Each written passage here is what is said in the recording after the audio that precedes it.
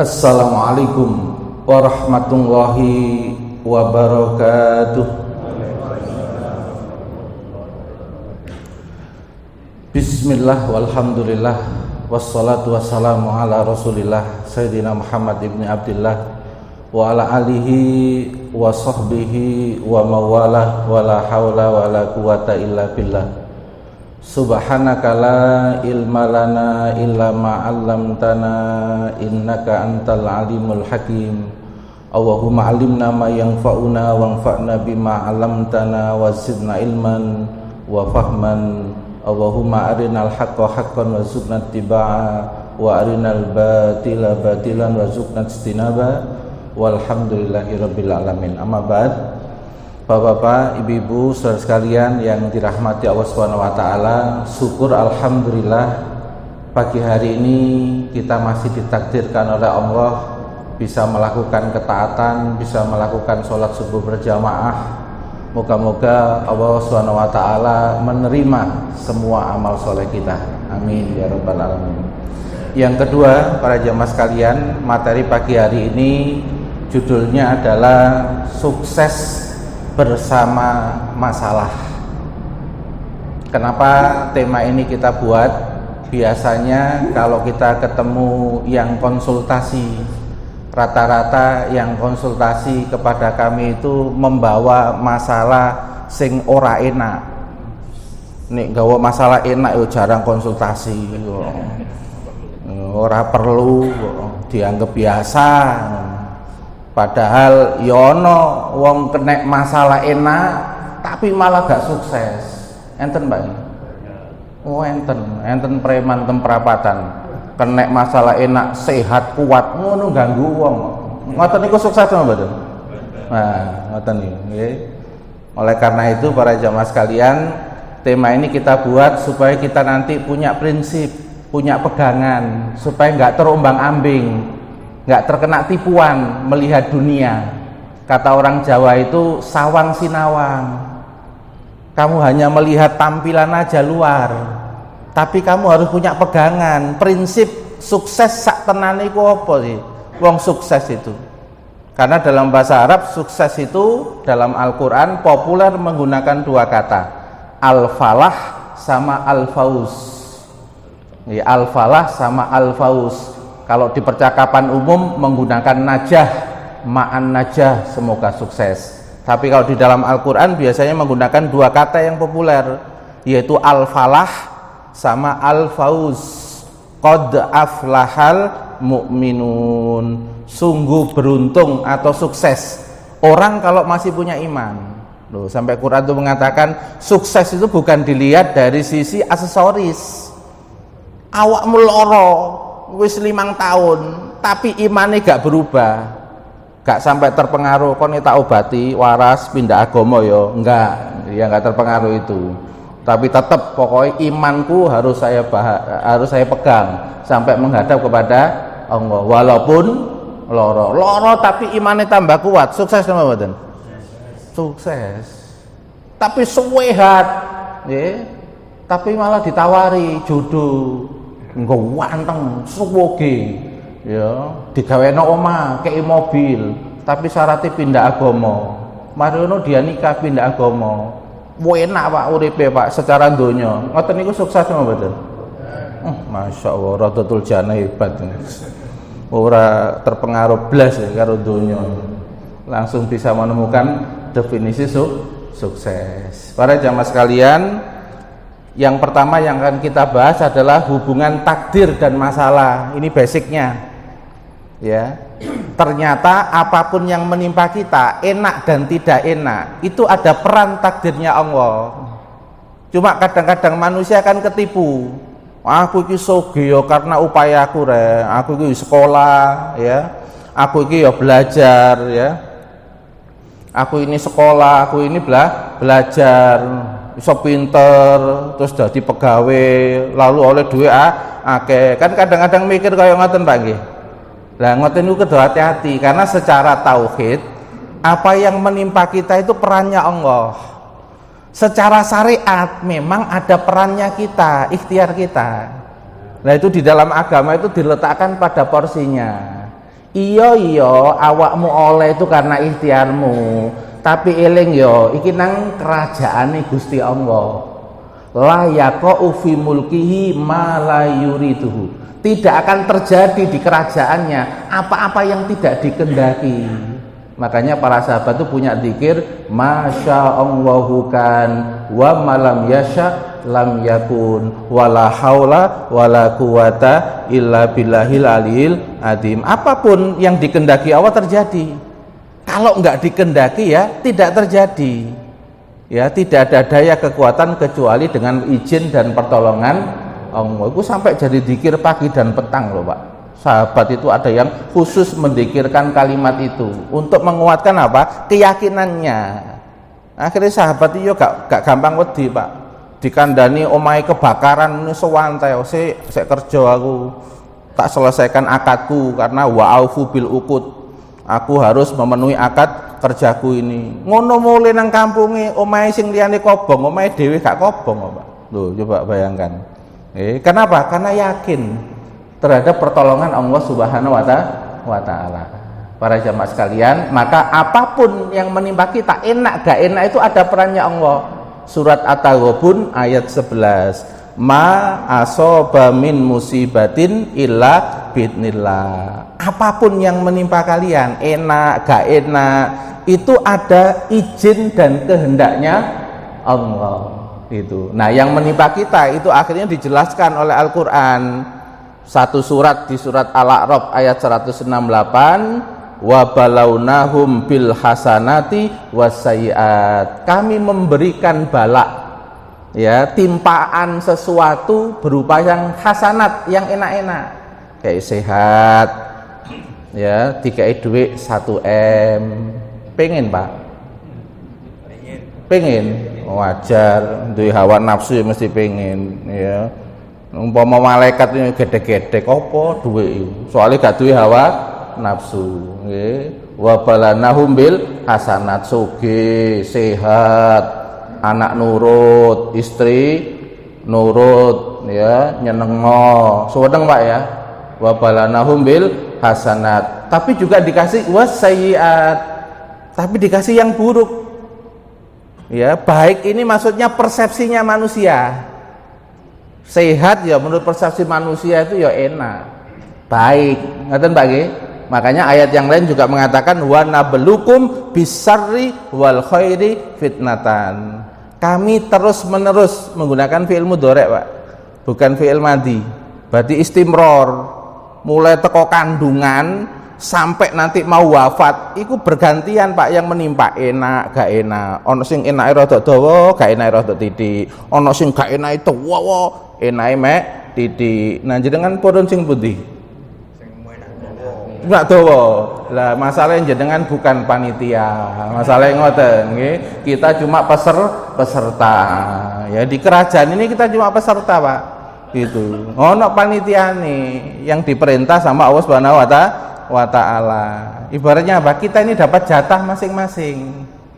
Makanya ini jatah masing-masing itu khidmat sama jatahnya. Ojo kakek ndelok sing liyane. Kok enak yo sing iku yo. Iku yo enak yo. Kira-kira Pak, wong nek model uripe ndelok kanan kiri terus rada nglamun-nglamun ngono niku dhek akeh amal saleh apa akeh nglamun ya, Pak? Akeh ngenes sih. Iku padha karo yo arek mahasiswa atau arek siswa dikai ujian karo gurune, tole soalnya kok ngono dek, tole sing kanan soalnya kok ngono, mari ngono waktune entek. Nah, kira-kira waktune entek ya apa wajahe, Pak? Manyun dek lho, mari guru nggarap apa nah iku nilainya apik apa elek? Elek, kentekan waktu. Padahal dunia itu kanggo beramal, gak kanggo komen. Banyak untuk beramal. Oh, aku dikek jatah koyok ngene gak apa-apa, jatahku iki ya apa optimal, maksimal, produktif. Nggih, Pak nggih. Sing miskin duweni kok tenagamu produktif apa? Gitu. Ana sing njaluk bantu enteng wae. Renes Idul Fitri kon entengan. Oleh konguan, oleh amplop, oleh sarung. Betul, Pak nggih? ati awakmu kakek jaim, jaga image purane aku nek dikek sakmono tok ya aku gak iso.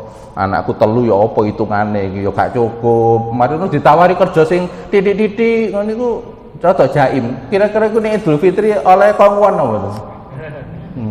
Oleh sarung apa mboten?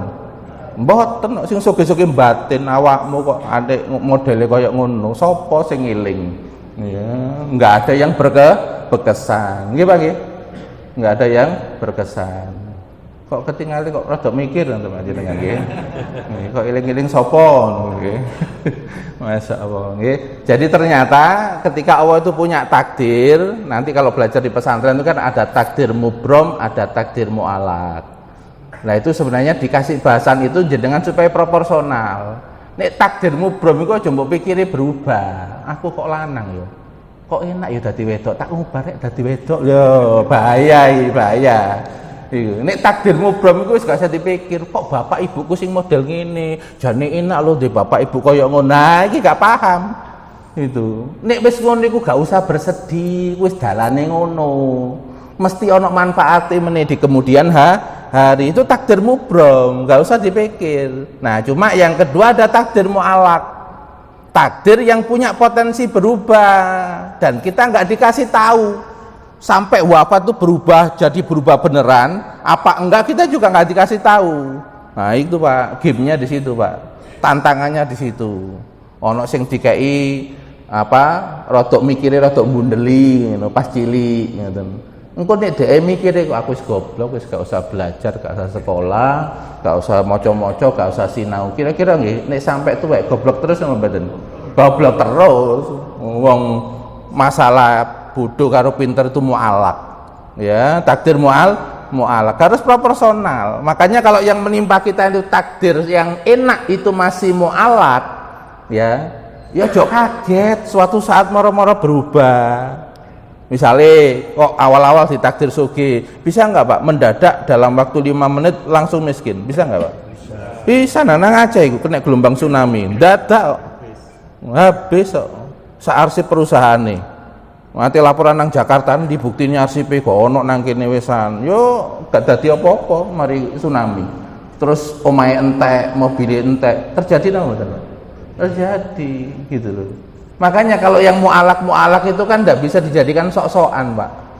Enggak bisa jadikan sesuatu yang mengunggulkan di diri. Karena itu bisa watil kal ayamu nudawiluha bainan nas. Hari-hari itu akan aku buat naik turun. Situasi dan keadaannya. Jangan baca di dalam tafsir Tobari dikatakan yaumun yauman, hari itu ada dua, yaumal lakum wa yaumal alaikum, hari untuk kalian maksudnya hari yang enak, wa yauman alaikum, hari yang tidak enak. Ada dua, kadang sehat kadang sakit, kadang lapang kadang sempit. Ngapunten jenengan gak ada anak, kira-kira anak iku nek ngomong kadang nyenengno terus apa kadang jengkelno? Ngono sing nyelkit barang nambahin. Ketokane testimoni deh. Itu, nggih. Artinya apa, Pak? Ya namanya dunia dibuat begitu. Itu oleh Allah Subhanahu wa taala, masalah enak, masalah sing manis. Nggih, Pak, nggih. Kenapa kok sampai tak manis? Soalnya ono sing sampai kelalen, Pak, kakean manis kena diabetes. Itu. Sampai lupa sama Allah Subhanahu wa taala. Nggih, lalai. Ada nggih, Pak, nggih? Ya, tapi ada juga yang dikasih masalah tidak enak, masalah pahit. Tidak enak dan pahit ini jamun apa racun? Oh, alhamdulillah, sampai ngomong racun loh Bang. Bahaya Pak secara tauhid. Wong yang ngasih takdir itu Allah. Padahal Allah itu terkenal zat yang maha baik. Sampai Al-Quran itu dimulai dengan kalimat Bismillahirrahmanirrahim. Ar-Rahman Ar-Rahim Pak yang diperkenalkan dulu. Dan termasuk nama yang paling dominan. Allah itu rahmatnya lebih luas daripada kemurkaannya. Berarti kalau ngasih yang tidak enak itu dikasih tantangan, bukan beban. Benten apa mboten Pak? Tantangan sama beban beda nggak Pak? Beda. Kalau tantangan optimis apa enggak? Optimis. Gusti Allah iki ketokane rada nantang aku, kira-kira metu enggak ilmuku. Aku kira-kira dikai masalah ini semangat enggak cari ilmu menyelesaikan masalah ini. Betul Pak? Dikai masalah ini kira-kira mentalku tambah kokoh apa tambah penyet. Ngoten nggih Pak nggih? Ya. Tambah kokoh berarti ditantang untuk menguatkan mental. Terasa enggak Pak? Dibegitukan Pak sama Allah Subhanahu wa taala. Ini yang terasa Pak, yang sejak kecil mengalami soro Pak, tapi dia bangkit belajar mandiri. Anak yang seperti ini Pak, ketika tumbuh dewasa, skill hidupnya lebih bagus nggak dibanding dengan yang lain? Lebih bagus, karena dia belajar dari umur yang muda, belajar skill sendiri, nggak bergantung pada orang lain. Tapi waktu awal-awal merasakan, anak itu kira-kira merasakan pahit apa mboten? Pahit, gak enak dong mboten? Gak enak. Tapi setelah dewasa, pikirannya berkembang, itu baru ngerti, ya Allah, ternyata jenengan noto perjalanan hidupku ngono iku ceritane koyok ngene yo. Ternyata dalam kehidupan sekarang ono gunane. Aku mbiyen niku ngalami gak enak, gak enak, supaya saya lebih tangguh. Terasa nggak Pak dibegitukan sama Allah? Nah, kalau jenengan terasa, itu namanya paham hadis Nabi, man yuridillahu bi khairan yusib minhu. Barang siapa dikehendaki menjadi hamba yang lebih baik, maka Allah memberikan masalah nggak enak pada dia, memberi musibah kepada dia. Ini hadis sahih Pak yang menjelaskan. Berarti kan informasinya valid, ya, bahwa Allah itu tidak punya niat jelek. Wa ma rabbuka bidollamil lil abid. Tuhanmu tidak pernah mendolimi hambanya. La yadlimu rabbuka ahada. Tuhanmu juga tidak mendolimi siapapun. Orang kalau cara mikirnya begini Pak, menjalani perkara yang ndak enak itu bisa senyum. Itu meskipun ya rada pahit-pahit Pak, tapi iso senyum. Padha karo mbah-mbah niku lho, dikei jamu pahit, kira-kira dilepeh napa diombe karo senyum? Terus putih Bu, dinginum nggih, dinginum sambil senyum nggih. Kenapa? Tahu faedahnya. Ngono ate diroyok karo anake, Pak tak ombe ojo. Nggih Pak nggih. Ya, karena sudah tahu faedahnya. Makanya orang itu kalau sudah tahu faedah, dikasih masalah tertentu, dia itu nggak sakit hati sama Allah. Itu yang disebutkan di dalam kitab Al-Hikam karya Imam Ibnu Athaillah As-Sakandari. Beliau mengatakan innama yu'limuka fil man'i li adami fahmika anil lafi. Yang membuat kamu sakit hati, emosi ketika dikasih masalah karena kamu nggak paham maksud Allah di balik masalah itu apa. Nggak bisa ketemu Pak, maksud Allah ngasih masalah itu seperti apa. Orang itu kalau menjalani sesuatu Pak, ngerti maksudnya Pak. Seperti orang pegawai itu loh Pak ya, di training 3 hari, tapi ngerti maksudnya 3 hari, meskipun dibuat nggak enak, mereka tahan apa enggak Pak? Tahan, karena sudah ketangkep filosofinya. Kenapa kok training 3 hari, kenapa kok diperlakukan begini, perlakukan begitu. Itu orang nanti menjalani dengan apa?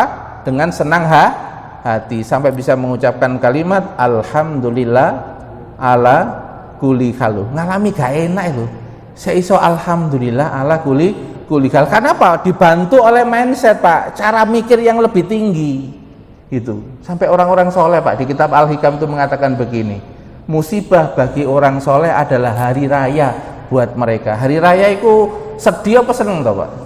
Seneng loh, kalimatnya itu sampai mengatakan hari raya. Kenapa? Karena naik derajat. Berarti wong apik tapi kok sedikit cobaan anak, cobaan pasangan, cobaan harta, itu tandanya mau dinaikkan derajat. Tapi kadang-kadang ono sing ngomong ini kok, aku luwes apik, kok sik dicoba. Pernah krungu enggak Pak omongan ngono? Kata ono sing pernah curhat kok ngomong ngono itu kan. Ya, itu berarti lupa ada hadis Nabi di riwayat Imam Abu Dawud yang menyatakan ada seorang hamba yang di catatan Lauhil Mahfuz itu derajatnya sekian, tapi amal-amal solehnya itu belum nyampe derajat itu, padahal umurnya itu sekarang 5 tahun atau 10 tahun gak ngatasi ki amal ini, digenjot, di booster jadinya Bang, di booster karo apa? Masalah, musibah, supaya apa? Muncul amal-amal soleh. Orang itu kalau dapat masalah yang tidak enak, biasanya amal solehnya sedikit apa banyak? Banyak, nggih Pak nggih. Mikir, kok ketemu sopo, yo apa carane, betul Pak nggih? Nah, butuh amal yang lebih banyak. Nah, kalau amalnya lebih banyak, pahalanya lebih banyak apa enggak? Banyak. Kalau pahalanya lebih banyak, derajatnya naik apa enggak? Naik, itu maksudnya. Kalau kita melihat dunia itu seperti ini Pak, kira-kira menjalani hidup bisa lebih tenang apa enggak? Bisa lebih tenang. Karena hada darul amal, ini hari bukan untuk cari enak-enak, hari beramal. Cuma dikai enak iku mek bonus, betul. Nah, sing dikai bonus itu kadang gak kabeh, Pak. Kadang bonus iku mek ana 10%, ana sing kei bonus 30%. Nek bonusnya 30% ya 70% ten akhirat. Nek bonusnya nang kene 10% ya 90% ten akhirat. Sampeyan milih pundi? 90% nang donya, 10% ten akhirat, apa 10% nang donya, 90% ten akhirat. Milih pundi? 90 dunia dan akhirat. Oh. Nah, ini murid yang pinter ngakali guru. Jadi buat acara sendiri. Nah, artinya memang manusia begitu, Pak. Pengennya itu yang apa? Yo enak nang dojo sangang polo, nang akhirat yo sangang polo. Padahal dunia dan akhirat itu perbedaannya seperti jari yang dicelupkan ke laut, betul nggih, Pak? Nah, sedangkan akhirat itu kayak lautnya itu. Gitu, ya. Makanya kalau dulu para ulama jawabnya itu begini, aku ora milih. Itu. Soalnya kok nek ora milih gak melu ngatur-ngatur. Betul nggih, Pak? Nah, itu yang disebutkan di kitabnya Imam Ibnu Athaillah namanya Isqatut Tadbir. Isqatut Tadbir itu ndak ikut ngatur-ngatur sing ariahe Gusti Allah. Dek ikhtiar aja, tapi gak ikut ngatur-ngatur. Kok wis ikhtiar, kok misalnya kok oleh 2 juta saulan, ora apa-apa. Ikhtiare wis wakil lho, Pak. Berarti aku ikhtiarku iki dibalas luwih akeh. Itu akeh. Makanya kayak ustad kayak ngeten iki mungkin ceramah sak jam dikei 100.000 dikei 1 juta iku nek ustad sing pinter 100.000 gak apa-apa, berarti akhirate luwe akeh. Ngono, Pak. Nek orang tuh mikir itu pakai kaidah, jadi ya dia gak sedih, gak mikir no amplop. Ya apa carane iku aku iso menyampaikan ilmu oleh pahala, soalnya nek dibalis makhluk berarti bonusnya iki rada diakeno saiki. Nggih, Pak. Itu. Pertarungan apa betul ngoten iki? Pertarungan nek gak duwe kaidahe sok bingung gak karu-karuan. Padahal sing penting apa? Kamu lakukan aja, sampaikan aja. Ngono iku ana sing ngatur, wis gak usah mele-mele. Itu. Nah, ini direkam, cek krungu sing liyane kok gak apa-apa. Kanggo sharing iki gak ngenes. Itu. Engko moro-moro dibuka amplop pengumuman, salah amplop ngenes marono. Naudzubillah min dzalik. Penting, Pak. Kalau orang melakukan amal nggak jelas kaidahnya, itu bisa dilema. So dilema gak karu-karuan ya apa. Itu karena tidak paham mana yang bagiannya, mana yang bagiannya Allah. Kita itu melakukan yang bagian kita, yaitu amal soleh yang diperintahkan oleh Allah. Gitu, Pak. Nah, berarti sekarang saya tanya, kalau dikasih masalah enak dan tidak enak, kira-kira milih yang pundi? Masih milih yang enak. Enggak apa-apa lah. Ini kafarot ya. Tutul jannah. Yang paling enak itu enggak milih, Pak. Orang yang enggak milih itu doanya Robbana atina fid dunya hasanah. Ya Allah, berikan kepada saya di dunia itu yang endingnya itu hasanah. Oleh masalah yang enak, tapi tetap endingnya itu hasanah. Itu. Dikasih yang tidak enak, tapi endingnya itu hasanah. Nah, ini biasanya dipakai oleh doa para ulama yang riyadhah menuju Allah Subhanahu wa taala. Gak milih, Pak. Gitu. Nah, tapi kalau mereka yang milih boleh ndak? Boleh, tetapi harus punya pengendalian jiwa yang kuat. Soalnya kok nek milih sesuatu yang enak, nek awakmu gak kuat derajat, bahaya napa mboten? Misalnya milih pengen dang oleh jabatan yang tinggi, tapi secara mental dia nggak siap jadi leader, kira-kira problem napa mboten? Problem. Bawahannya bisa disuwerneni kabeh. Itu. Nah, kira-kira bawahan disenensiasi apa siap semua bawahan itu dimarahin? Ndak siap, Pak. Ono sing muangkel ono kadang-kadang donga elek kok. Nggih, Pak. Nah, itu loh makanya, Pak. Jadi ibaratnya kita itu dikasih karir apa, itu ono panitiane. Itu bukan indikator sukses. Makanya di sini kami ingin menyampaikan Islam tidak menilai sukses itu dari keadaan fisik. Wong badannya sempurna belum tentu sukses. Orang badannya cacat ya belum tentu tidak sukses. Ada nggak Pak orang itu yang cacat tapi optimis lalu sukses? Ada nggak? Ada. Ada nggak orang itu yang badannya sehat tapi mentalnya ngedrop, akhirnya ya nggak sukses? Ada nggak Pak? Ada. Ya. Jadi tidak dilihat dari keadaan fisik. Sing loro terus berarti gak sukses. Nggih. Terus aku oleh opo loro koyo ngene. Ono enggak Pak yang ngenes Pak gara-gara loro? Nah, ini saya mau ingin membangun ini yang kita pakai untuk ngasih ke klien Pak. Supaya muncul optimis memandang hidup. Sing megang masa depan itu Allah. Masih dinamis, masih berubah karena ini mu'allaq. Takdir mu'allaq, takdir yang masih punya potensi berubah, yang ditunggu awakmu mau berubah apa ora. Betul Pak nggih? Innallaha la yughayyiru ma biqaumin hatta yughayyiru ma bi anfusihim. Sesungguhnya Allah tidak akan merubah nasib suatu kaum hingga dia merubah dulu apa-apa yang ada pada dirinya. Nggih. Nggih, coba kita tes sekarang Pak, nggih. Nah ini kita coret Pak, ya sukses itu nggak ditentukan oleh prestasinya dalam jabatan, dalam karir. Bukan itu indikator sukses dalam agama Pak. Menurut Allah Subhanahu wa Ta'ala. Ya supaya apa Pak? Setiap yang kita lakukan itu dapat pahala. Indikatornya harus menurut siapa? Allah Subhanahu wa Ta'ala. Karena kembali kita ke Allah, bukan ke manusia, bukan ke dunia. Maka standar yang kita pakai harus standar yang diridhoi oleh Allah, yang dimaui oleh Allah. Kira-kira masuk akal nggak Pak begini ini? Bisa dipahami Pak nggih? Alhamdulillah nggih. Nah, sekarang kita tes. Apakah orang yang ditimpa sakit yang lama berarti dia gagal dalam hidup? Betul nggih?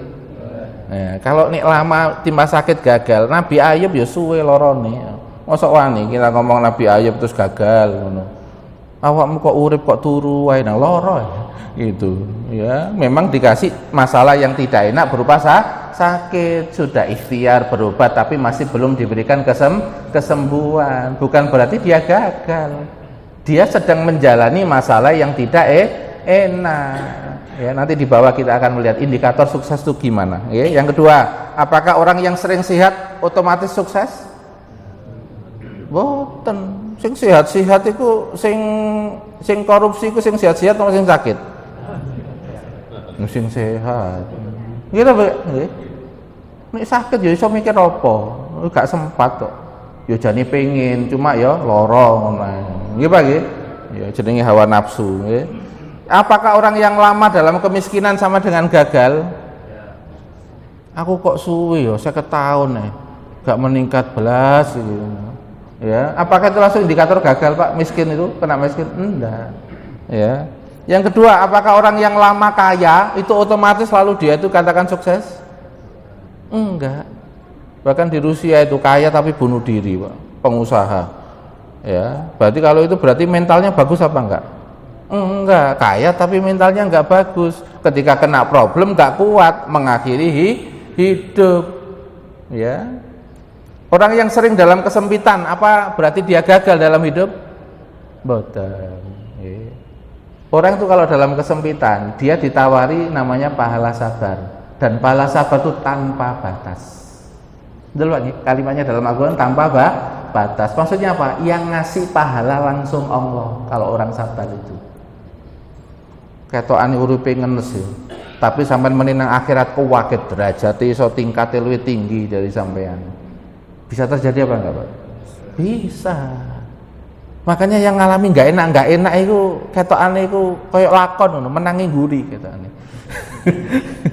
Cuma maksudnya seneng nggak menjalani lakon tersebut. Betul Pak ini? Ada loh Pak kisah dalam riwayat hadis itu orang yang dongo Pak, gak diijabah blas karo Gusti Allah. Ngono ternyata di akhirat itu derajatnya tinggi sampai kaget. Ya Allah, saya itu ngamal apa? Amalnya dia yang terbanyak itu ndonga terus Pak, tapi yo gak pernah ijabah. Ndonga miskin, ndonga sugih yo gak sugih-sugih. Ndonga sehat, tapi yo sik kena bolak-balik kena lara gitu. Nah nang akhirnya itu dia kaget dengan amalnya yang besar. Kata Allah Pak, itu adalah amal dari doa-doamu yang tidak aku ijabah. Apa katanya? Kalau tahu begini ya Allah, saya pengen seluruh doa saya dulu itu nggak diijabah semua. Betul Pak? Makanya ngerti nih gurine gitu. Ini informasi, maksudnya apa? Jenengan kok ndonga bolak-balik, kok gak diijabah langsung sesuai isi doa, ndonga terus. Gimana nggih? Soalnya doa itu kalau tidak diijabah sesuai dengan isi doa, yang pertama bisa dialihkan untuk apa? Menghilangkan musibah atau menghindarkan musibah. Atau yang kedua akan dibalas di akhirat. Nah, itu urusan panitia, Pak. Mana sebagian dipakai menghilangkan musibah, mana yang dipakai untuk simpanan di akhirat. Gak usah mikir, pokoknya ndonga. Kok gak muja perlu ndonga terus tapi kok gak apa-apa. Aku pokoknya kan ngadep Gusti Allah. Karena yang mampu mengatur semua itu cuma Allah. Itu nilainya tinggi, Pak. Karena dia fokusnya ibadah, fokusnya itu pengagungan kepada Allah yang memang layak diagungkan. Perkara pembagian iku ono panitiae. Ya, pembagian dunia itu terserah Allah. Makanya di dalam satu riwayat dikatakan innang waha yu'tid dunya man yuhib wa man la yuhib. Allah itu ngasih dunia sama yang dicintai dan yang tidak dicintai sama-sama dikasih dunia. Betul loh, betul. Fir'aun dicintai Allah apa enggak? Enggak, tapi dikasih kekayaan dan kekuasaan apa enggak? Dikasih. Korun dicintai Allah apa enggak? Enggak, tapi dikasih kekayaan yang melimpah apa enggak? Dikasih. Nabi Sulaiman dicintai sama Allah apa enggak? Cintai, ya dikasih kekuasaan, ya dikasih kekayaan. Makanya enggak jadi indikator, Pak, kemapanan ekonomi itu untuk sukses. Itu malah menjadi sarana, ya, atau media dari Allah untuk melihat orang ini sukses apa tidak. Dikasih masalah enak. Kok rodok mikir ngono Pak, isu-isu kaya ngene iki. Kok materi ini kok rodok ngejak mikir Ustaz. Nggih. Nah, maka terakhir Pak ini, ya, terakhir biasanya ngantuk hilang, terakhir ate mari, nggih. Nah, ternyata sukses atau gagal saat bermasalah, indikator yang pertama adalah selama menjalani dan menghadapi masalah, imannya itu teguh, ya, meningkat, atau imannya turun atau hilang, bahkan imannya berkurang. Itu indikatornya nanti. Karena di dalam surat Al-Mu'minun disebutkan apa? Qad aflahal mu'minun. Sungguh sukses, sungguh beruntung orang yang beriman. Berarti indikator sukses itu adalah imannya masih bertahan apa enggak? Imannya masih meningkat apa enggak? Ya, kalau imannya enggak digadekan, imannya enggak ditukar dengan kesesatan selama menjalani masalah, ya, maka pada saat itu dia dikatakan sukses. Ada nggak Pak orang miskin menggadaikan iman, ya, akhirnya dia keluar dari agama Islam? Ada nggak? Ada. Nah, berarti dia dikasih masalah yang tidak enak sampai dia keluar agama, menukar ke iman, langsung gagal. Itu, ya. Pertanyaannya, apakah dia gagal selamanya? Masih dikasih kesempatan, Pak, sama Allah Subhanahu wa taala. Ketika dia pindah agama, kok sadar lagi, masih diterima oleh Allah apa enggak, Pak? Masih. Ya, berarti dia masih dikasih apa? Fase perjalanan, mau berubah apa enggak? Karena batasannya apa? Sampai tenggorokan. Clear Pak nggih? Ojo terus marono ngenes ndelok dulure kok sing pindah agama ngenes marono jenengan enggak melakukan upaya. Nah, jenengan nanti dikatakan gagal. Gagal diuji sama saudara yang pindah agama karena tidak melakukan ikhtiar. Ya, ada Pak ikhtiarnya, Pak. Supaya mereka kembali kepada iman itu ada ikhtiarnya. Ya. Kalau tidak mampu komunikasi, minimal dibatin donga sama Allah Subhanahu wa taala. Doa terus-menerus untuk supaya dibukakan hidayah kembali. Ngoten Pak, tahapan pertama. Ini kalau mau ngubah orang loh Pak nggih. Ya, karena indikator sukses orang yang diuji saudara yang keluar agama itu dia pertama pakai doa. Doa hidayah supaya mendapatkan hidayah. Yang kedua, pakai pendekatan psikologi kejiwaan, pendekatan. Tetap diapii. Kita ini kalau dengan orang yang beda agama, perintah agama itu disuruh berbuat baik apa disuruh berpencar? berbuat baik kan, sampai itu ada orang tua agamanya beda, dalam Al-Quran apa dikatakan apa, wasohibhuma fid dunya ma'rufa, pergaulilah orang tuamu sekalipun dia itu nyuruh-nyuruh yang gak benar, tapi dalam urusan dunia kamu tetap harus baik. Moga-moga dengan kebaikannya itu suatu saat dia itu hatinya jadi lembut. Paham Pak ya logikanya Quran Pak ya? Quran tuh logikanya sangat menarik sekali. Meskipun iki atos hati ini terus koyok gelap, kita yang di dekatnya, keluarga terdekat itu masih disuruh berbuat baik sama dia. Sekarang saya tanya, Allah kepada makhluk-makhluknya yang nakal-nakal, yang ateis, gak percaya, yang keyakinannya bertentangan dengan keinginannya Allah, masih dikasih harta apa enggak? Oh masih. Ya, masih dikasih oksigen apa enggak? Masih. Karena memberi dalam perkara itu merupakan akhlak seorang muslim. Bisa jadi dengan akhlak itu nanti orang itu hatinya bisa lembut. Karena terus-menerus melihat kelembutan, melihat kebaikan. Kok ketokane rodok mikir ngono ta Ustaz.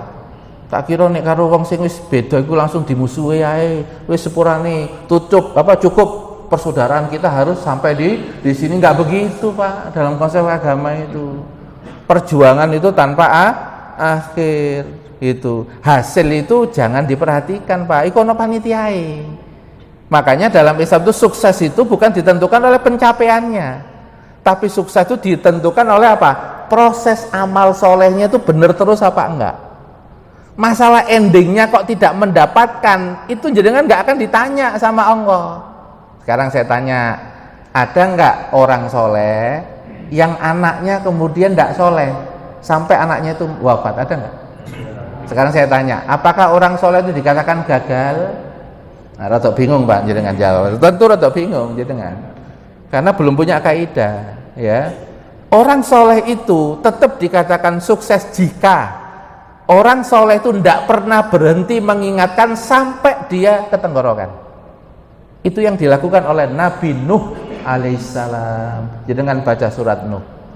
Nabi Nuh itu mengingatkan putranya, itu sampai beliau itu membuat perahu, terus anaknya itu mencari tempat yang lebih tinggi. Saya dipanggil loh mboten anake.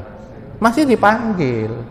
Itu berarti apa? Ikhtiarnya tetap dilakukan, nggak pernah putus asa sampai titik akhir. Itu namanya sukses. Kok endingnya itu kemudian nggak soleh? Nah, Nabi Nuh kan rada rada janggal ngono lho. Aku amalku wis gak karu-karuan, tapi anakku kok tetep gak soleh. Kan muncul ayat Al-Qur'an itu, protes sama Allah Subhanahu wa taala nggih. Lalu dijawab sama Allah, soalnya anakmu tetap memilih amalnya nggak soleh. Gak salah dakwamu tetap api. Sekarang saya tanya, ada nggak Pak ayat-ayat yang mengingatkan Nabi ketika Nabi itu bersedih melihat orang-orang yang didakwai kok nggak berubah-berubah? Ada nggak ayat itu Pak? Ada. Maka dihibur oleh Allah Subhanahu wa taala dengan kalimat in alaika illal bala. Gitu ya. Nabi, posisimu amal solehmu itu hanya posisi menyampaikan saja dengan sebaik-baiknya. Tetapi apakah ini berubah dapat hidayah dan tidak? Ini atas dua hal. Yang pertama penentunya Allah, yang kedua mikirnya dia kayak apa. Betul Pak? Kita bisa nggak Pak mengendalikan akalnya orang, hatinya orang? Kan nggak bisa. Yang bisa mengolah ya dirinya sendiri, sama keputusan Allah Subhanahu wa taala. Nah, itu di luar kuasa kita, makanya kita nggak ditanya. Pokoknya kita sudah melakukan pendekatan. Saya ada klien ya, yang anaknya itu berubah menjadi agama yang lain. Nah, ternyata ada faktor pola asuh. Sejak kecil itu diingajikan Pak, tapi caranya orang tua ini agak maksa-maksa kepada anak ini. Itu sehingga anak ini merasa tidak dibangun kesadarannya. Ngaji tapi membuat dia tuh jengkel sama agama, karena cara mengajak, cara ini kurang adab, kurang memperhatikan kejiwaan anak. Akhirnya nggak seneng Pak sama agama, sehingga ketika ini sudah umur 20-30 malah dia nikah sama orang non muslim. Nah, ketika konsultasi ya sampaikan, belum ada kata final bahwa dia itu meninggalkan selama-lamanya karena dia masih hidup. Itu. Maka yang dilakukan sebagaimana tadi ya tetap didoakan untuk dapat hidayah karena doanya ibu kepada anak ini masih mustajab. Itu. Pengaruhnya ibu itu bisa 75%, Pak, karena yang mengandung, yang melahirkan sama yang menyusui. Itu. Kalau ibunya ini tulus, ikhlas, mendoakan terus, dan saya sampaikan tetap dibaikin. Kalau ke rumah ya sudah tetap dibaikin. Itu bukan menunjukkan kayak permusuhan dan sebagainya, enggak.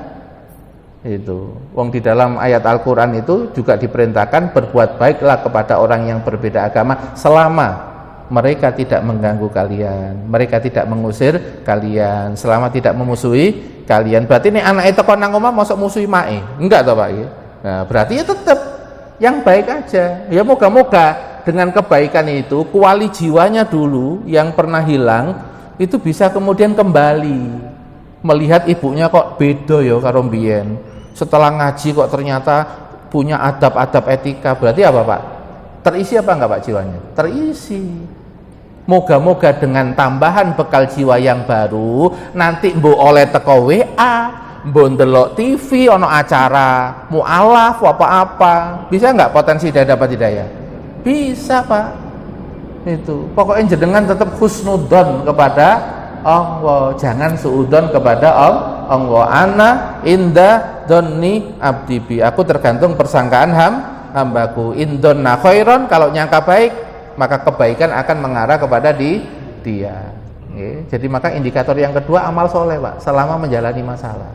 Miskin tapi amal soleh ini benar sukses. Orang miskin yang sukses itu pertama orang miskin yang qanaah, nerimo, gak banyak keluh kesah. Betul nggak, Pak? Ana wong miskin banyak keluh kesah, terus marino cerita nang warung, bolak-balik nyeritakno awake dhewe. Kira-kira sing ngrungokno pegel napa cerita diulang-ulang ngono wae sampe temane komentar.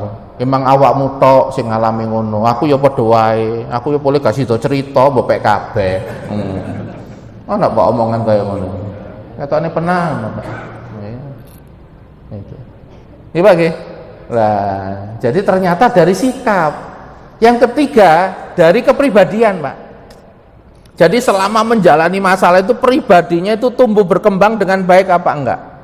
Sekarang saya tanya, ada enggak, Pak, orang itu ketika ada masalah sing keluar ku malah eleke? Sekarang saya tanya, ada orang dikasih masalah enak tapi keluar malah jeleknya, ada enggak? Ada, nggih, Pak. Wong pinter iku masalah enak napa mboten? Enak, tapi ngakali uang. Nggih, ada nggih? Lah, ngakali uang berarti metu eleke napa apik ini nggih? Eleke. Ada orang miskin, Pak, tapi metu eleke. Metu eleke apa? Suudon karo wong sugih. Suudon. Sugih sebelah kanan niku ya aku ero. Carane ngono iku kok.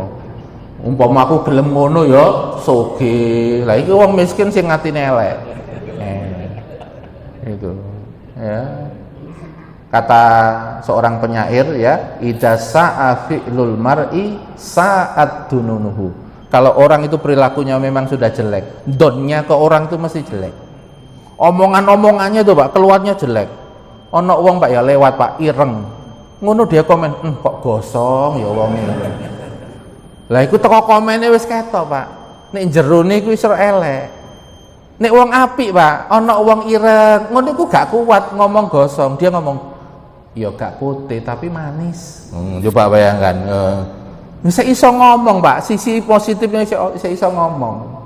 Ono wong lewat irunge iku pesek, Pak. Ngono malah irung kok mblesek yo. Lho, coba bayangkan. Ngomong iku lho langsung gak wenakno ati, nggih, Pak. Tapi kalau orang yang orang yang hatinya masih baik, ya gak bangir sih, tapi sewedep kok. Sedep. Betul, Pak? Coba bayangkan. Orang itu kalau hatinya itu baik, keluar dari ucapannya itu, komennya itu nanti bisa tetap baik. Pengennya itu nyenengkan orang, bahagiakan orang. Nah, orang itu kalau hidupnya pengen bahagiakan orang, apalagi kerabat terdekat, keluarganya, itu dikatakan apa? Afdalul a'mal ba'dal faraid. Amal paling afdal setelah yang wajib-wajib bukan poso, bukan tahajud, Pak. tapi memasukkan rasa bahagia kepada muslim yang lain, sehingga dengan rasa bahagia itu dia terdorong amal soleh, terdorong untuk optimis melakukan perubahan yang lebih baik. Coba bayangkan, Pak. Nggih. Angel apa gampang tadi? Wangel lah aku ini bahagiakan awakku dhewe sik PR nggih. Nanti insya Allah Pak, materi berikutnya kalau yang yang tematik nanti bahagia bersama masalah. Saya sukses Pak. Nanti kasih materi lagi namanya bahagia bersama masalah. Duwe utang 1M iso mesem-mesem Pak. Saya iso mesem-mesem di utang 1M. Berarti dia punya konsep bahagia Bang Pak. Punya konsep bahagia dia. Dia tahu cara menggerakkan jiwanya tetap bahagia ketika mendapatkan masalah yang tidak enak. Nanti tunggu di channel yang sama ya, bersama dengan Pak Wono ya, dan juga tim. Insya Allah nanti kita akan bertemu di pertemuan selanjutnya. Terima kasih. Ada seseorang punya pikiran bahwa anak yang baru lahir itu adalah putih, kertas putih. Terserah orang tuanya mau dicoreti warna merah, hitam atau kuning. Terus dia begitu punya anak kecil dipondokkan karena orang tuanya mendidik atau mencetak atau anak itu dicetak untuk menjadi ustaz. Dipondokkan. Sudah pondok lama, kemudian dia itu setelah keluar dari pondok, akhirnya dia kuliah di informatika. Senang di informatika, dan akhirnya anak itu setelah lulus dari informatika sekarang kerja di perusahaan sebagai admin perusahaan. Yang saya tanyakan, kalau orang tuanya tadi mencetak anaknya untuk jadi ustaz, ternyata jadinya jadi admin perusahaan. Apakah itu dikatakan gagal dalam pendidik Anda? Terima kasih. Saya jawab langsung Pak ya, nanti kalau datanya lagi ya. Itu jawabannya tadi Pak, itu di slide nomor 3. Iya, boiling apa ora gak ngerti. Iya. Jadi ternyata sukses itu bukan ditentukan oleh prestasi yang dia capai. Ya, misalnya kita punya cita-cita, anak saya ini hafid Quran, tapi perjalanannya ternyata nggak bisa hafid 30 juz. Apa ini langsung dikatakan gagal? Enggak. Gitu. Karena ini kaitannya dengan capaian sesuatu. Tidak mesti orang itu nanti diizinkan untuk mencapai itu. Bisa juga dialihkan sama Allah dalam bidang yang lain, dikatakan tetap sukses asal selama dalam koridor imannya tetap ada dan meningkat. Yang kedua, amal solehnya di bidang yang baru tetap ada amal solehnya. Amal soleh itu kan berarti kepada orang tua juga tetap berbuat baik, punya adab dan etika meskipun informatika tapi kalau adab sama orang tua, amal soleh pada orang tua, birrul walidain bagus, dia dikatakan tetap sukses. Ketika dia admin ternyata sholatnya malah rajin berjamaah, tetap dikatakan sukses. Karena indikator sukses itu adalah imannya tetap teguh dan meningkat. Sukses itu amal solehnya tetap jalan.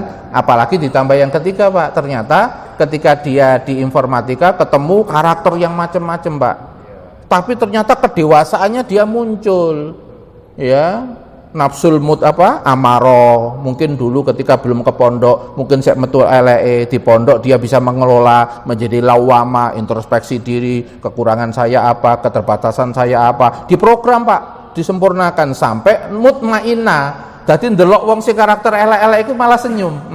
Praktek, wayai praktek iki ditawari, aku dijengkeli berarti dilatih sabar. Aku dikecewakan karo pimpinanku iki. Oh, berarti aku dilatih ridho. Memang ya didolimi, tapi iki tak delok pimpinanku sampai 5 tahun ketemu terus Ini tak dongakno elek tambah ngenes aku, tak dongakno apik ae, tak dongakno apik, muga-muga pimpinannya berubah. Karena doa orang yang didolimi mustajab ya Allah, mustajab ya Allah. Kula dilarani pimpinan kula tapi mboten napa-napa sik ketemu 5 tahun ya Allah, dereng pensiun, tiange dereng pensiun. Muga-muga atine kebuka. Betul Pak? Iku nek sampai pensiun Pak, mari ngono dadi ahli ibadah Pak. Terus sampean punya peran selama di perusahaan, doakan lo berubah, dapat jariah apa enggak? Cerdas berarti sampean Pak, beramal soleh. Jadi jenengan itu mboten kebulet sama eleknya orang. tapi melihat eleknya orang itu, jenengan ditawari mau nggak berperan untuk mengubah jeleknya orang. Nah, yang paling punya khan besar untuk mengubah itu yang didolimi, Pak. Itu. Cuma yang didolimi kuat apa ora ngene. Itu. Dalam keadaan yang tetap baik, doanya baik. Kalau kuat diubah, Pak. Sama Allah Subhanahu wa taala. Wong ate pensiun, biasanya nek pensiun iku rada madhep jejeg nang ngarepe Gusti Allah, gak mikir kanan kiri. Ngoten nggih, Pak nggih. Nggih. Pripun?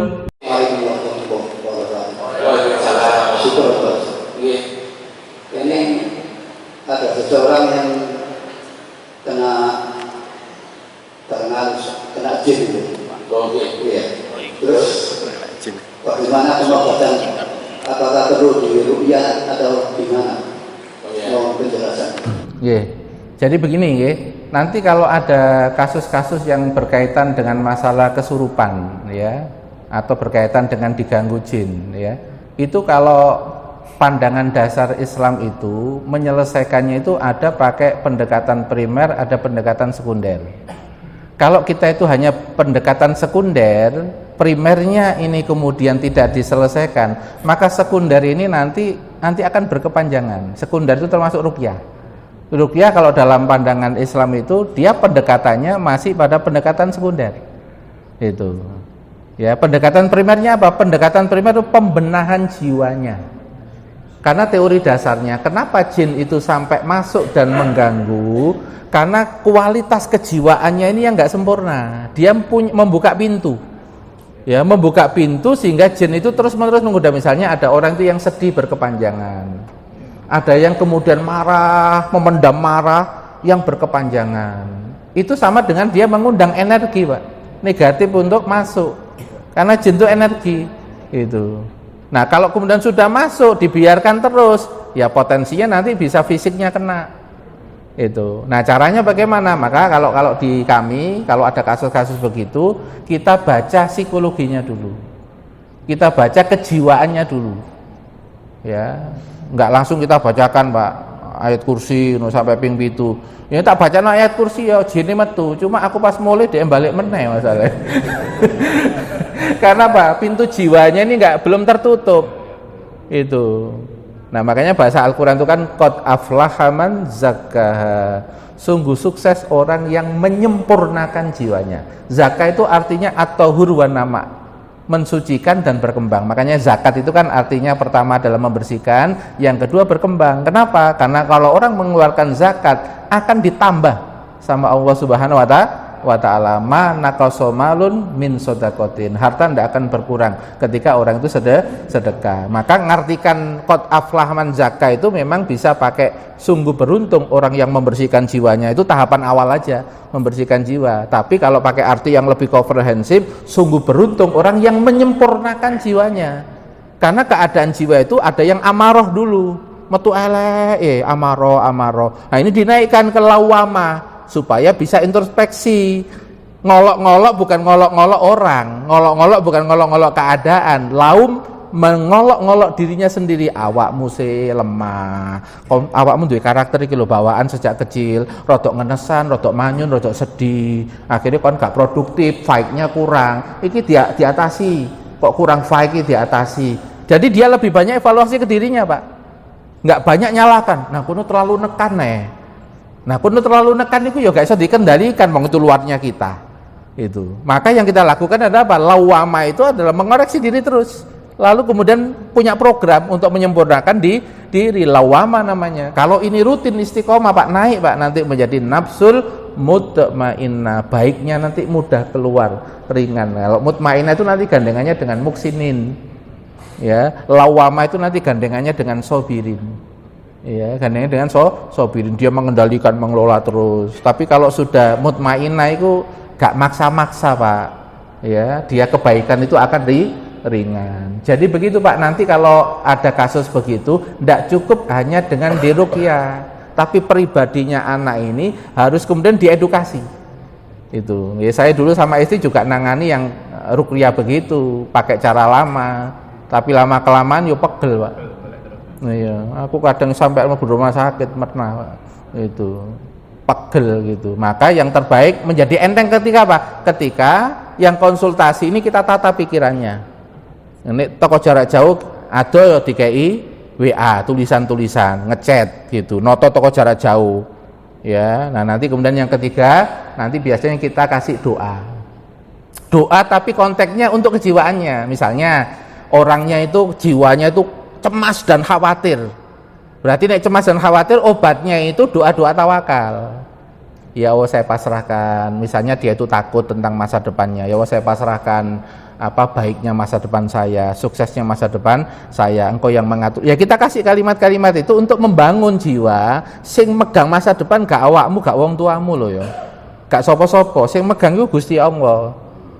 Nah orang cemas dan khawatir ya dikasih obat tawakal, nanti ada dikasih doa-doa yang mengajari tawakal pasrah. Yo tetap disuruh ikhtiar Pak, tapi sesuai kapasitas, sesuai kemampuan. Kalau dia itu tipenya orang yang sedih dan kecewa, nah berarti obatnya ridho. Harus dibangun pemahaman-pemahaman, harus ridho dengan apapun. Sing noto perjalanan hidup iki panitia gak awakmu peserta. Iya Pak, kita semua peserta loh Pak, bukan panitia. Maka saya juga tidak bisa mengendalikan apapun, karena pengendalinya adalah Allah. Kadang menyuruh malah malaikat. Nah ini diajari Pak ridho. Kalau orang itu sedih berkepanjangan, ada Pak sedih sampai depresi gara-gara mendadak ditinggal orang tuanya. Ternyata apa? Hidupnya dia nyenden, saking sayangin nang mae, gak gelem pisah. Mendadak maknya meninggal, langsung ngedrop Pak dia. Itu bisa nggak terjadi pada suami dan istri? Saking istrinya itu kok disendani ngono. Soalnya istrinya itu ngurus toko dhuwur sampai nisor Pak, ketoi kuku, opo, kuwabe diurusi kabeh. Mendadak terus gak ono Pak. Kira-kira ya apa Pak? Kehilangan apa mboten? Loh, sing ngurus aku kok. Loh, padahal sing ngurus ya tetap ono, Rabbul Alamin. Loh ini Pak. Ngobatinya begitu. Nah, nanti kalau ngobatinya begitu, nanti pakai doa, dia ruqyah sendiri bisa. Ya, kalau orang ruqyah sendiri baca sendiri itu lebih selamat nanti, supaya dia itu bersandarnya ke Allah, bukan bersandar pada ustadz. Itu ya, karena kalau nggak hati-hati nanti nyandar iku lho ono ustadz ruqyah sing hebat lho, keren lho, ngono langsung pergi. Wah itu nanti kalau nggak hati-hati Pak, nanti nyandarnya ke orang, nggak nyandarnya kepada Allah. Padahal tauhid ini harus kita jaga terus Pak, supaya tetap bersih. Itu tadi ayat terakhir yang dibaca oleh apa tadi murid saya tadi itu, Ustadz Khalil tadi, karena beliau ini keluarga Quran, ya adiknya juga hafal Quran. Saya di Rewin dakwah juga ketemu beliau adiknya, ya ternyata memang keluarga Quran ini itu. Nah itu dikatakan di sana apa? Fal ya'mal amalan sholih, amal solehnya tetap walam yusrik bi ibadatihi ahada, nggak boleh menyekutukan ketika kita ini ibadah kepada Allah Subhanahu wa ta'ala. Kalau nanti kita bertemu dengan Allah dalam keadaan yang mutmainnah. Cukup saya kira. Saya kira itu moga-moga manfaat bagi saya, bagi panjenengan semua. Allah Subhanahu wa ta'ala menolong supaya kita semua ditolong untuk bisa mengamalkan amal soleh, ilmu bermanfaat pada hari ini. Amin ya rabbal alamin. Astaghfirullahaladzim, astaghfirullahaladzim, astaghfirullahaladzim. Subhanaka Allahumma bihamdik, asyhadu an la ilaha illa anta, astaghfiruka wa atubu ilaik. Assalamualaikum warahmatullahi wabarakatuh.